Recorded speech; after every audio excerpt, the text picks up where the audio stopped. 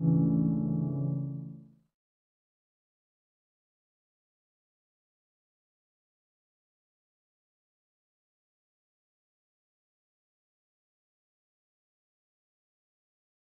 à tous, bienvenue au rendez-vous de la parole de Dieu.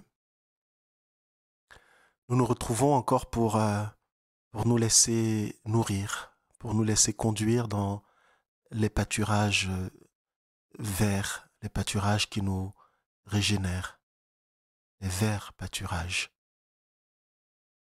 Invoquons l'Esprit Saint, alors même que nous entrevoyons déjà la solennité de la Pentecôte.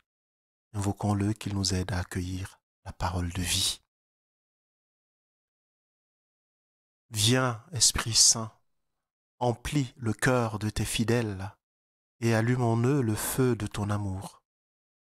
Envoie ton Esprit, Seigneur, et tout sera créé.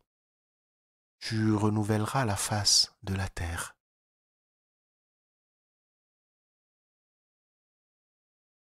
Écoutons la parole. De l'Évangile de Jésus-Christ selon saint Jean, au chapitre 10, versets 1 à 10.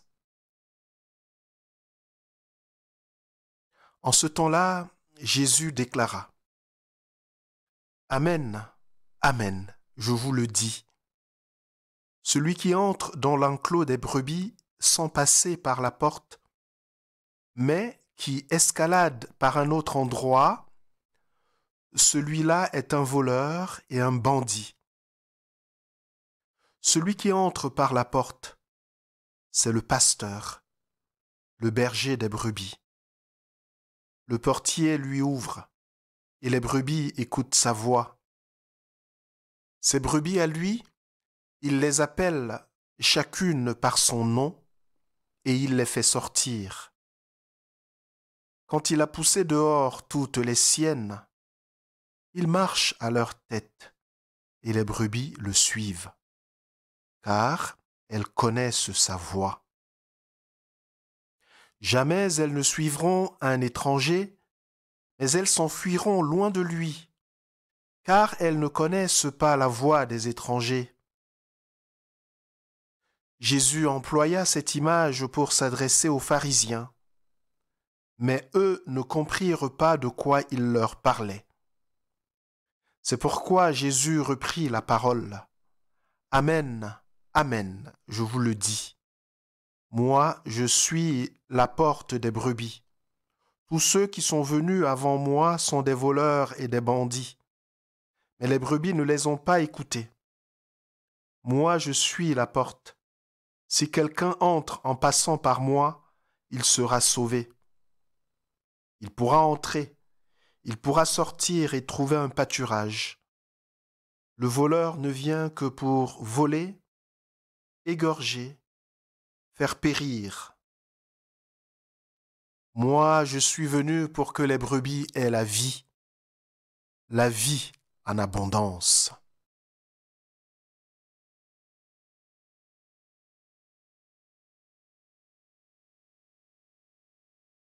Nous sommes au chapitre 10 donc, de l'évangile de Jean et nous sommes le 4e dimanche du temps de Pâques. C'est le dimanche dit le dimanche du bon berger.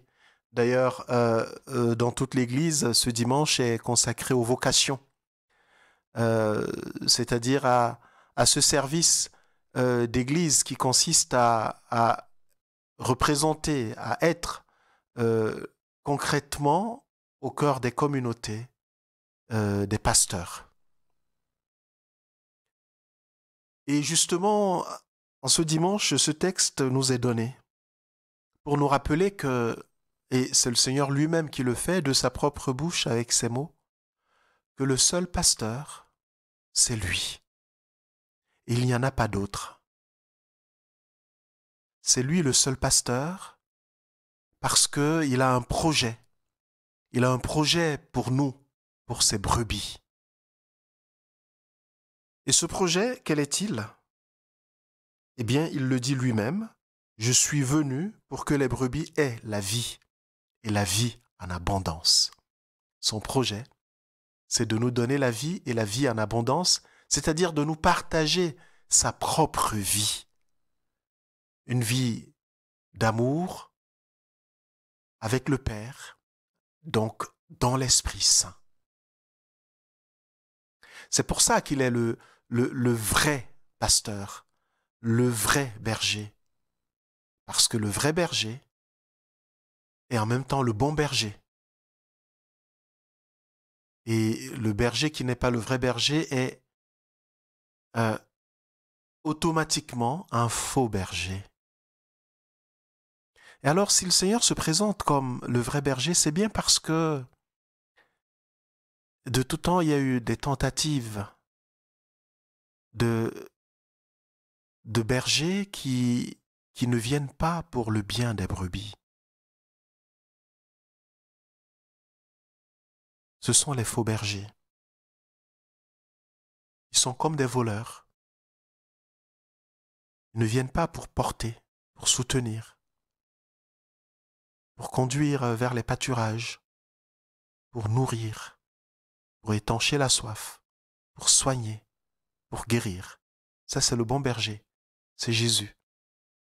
Mais ils viennent pour égorger, pour voler, pour tuer, pour exploiter, pour profiter.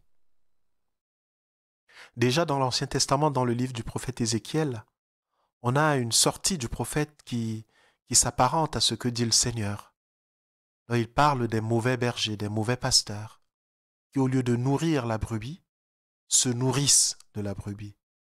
Au lieu d'engraisser la brebis, s'engraissent sur la brebis qui finit par être amaigrie, efflanquée. Il y a encore des mauvais bergers. Il y a encore des loups qui prennent le visage du pasteur. Il y en a encore qui se présentent comme des bergers et qui exploitent. Ils se présentent comme ceux qui vont nourrir alors qu'ils viennent se nourrir. Alors le Seigneur nous avertit à tous, avoir le regard fixé sur lui, avoir une vraie connaissance de lui pour ne pas confondre. Car peut-être qu'il y a des bons bergers et des mauvais bergers, pas peut-être, il y a certainement le bon berger, et tout bon berger, c'est celui qui est dans l'imitation de l'unique bon berger, qui s'appuie en lui, qui se nourrit de lui, donc qui se nourrit de sa parole, essaie de la mettre en pratique et qui vit dans l'obéissance au Christ, qui sera donc pasteur selon le cœur de Dieu. Et c'est selon la promesse de Dieu dans le livre du prophète Jérémie, je vous donnerai des pasteurs selon mon cœur. Mais les pasteurs selon le cœur de Dieu, c'est ceux qui ressemblent à Jésus, dans leur humilité, dans leur douceur, dans leur ouverture de cœur, dans leur sens de l'accueil de tous, surtout des plus petits, des plus humbles. Il y a donc le bon berger, il y a les mauvais bergers. Mais ce qu'on peut entrevoir aussi, c'est qu'il peut y avoir des mauvaises brebis. Les mauvaises brebis, c'est celles qui confondent les voix. Et quelquefois, nous sommes peut-être dans cette confusion de voix. Et nous sommes appelés à être de bonnes brebis. Les bonnes brebis, c'est celles qui connaissent la voix du vrai maître, qui connaissent la voix du Christ, qui connaissent son pas quand il vient vers nous, qui savent reconnaître ses motions à l'intérieur de nous. Quand c'est son esprit qui nous parle, on sait le reconnaître. Il y a des mauvaises brebis qui confondent le Christ avec n'importe qui, avec des charlatans, avec des exploiteurs, avec des comédiens qui font semblant d'être des bergers, qui parlent très fort, qui en rajoutent, qui crient. Et ils finissent par emporter l'adhésion d'un certain nombre de brebis qui sont dans la confusion. Eh bien, comme brebis, nous avons aussi à être de bonnes brebis.